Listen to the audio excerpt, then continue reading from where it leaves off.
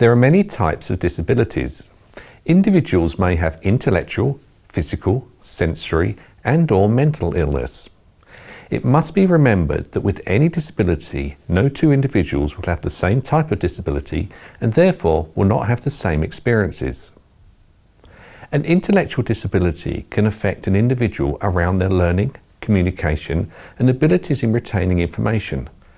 Physical disabilities can be either temporary or permanent and can affect the individual's mobility and physical capacity.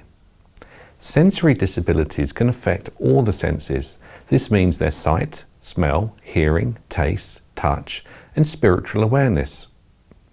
Those with mental illness can affect the way individuals behave, think, and their emotional state.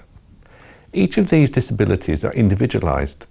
The level of support can be minimal or for some around the clock.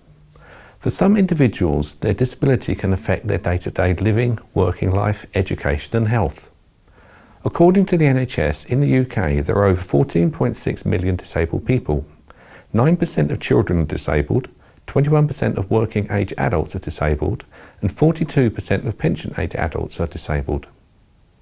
There are also around 11 million people with limiting long-term illness, impairment or disability.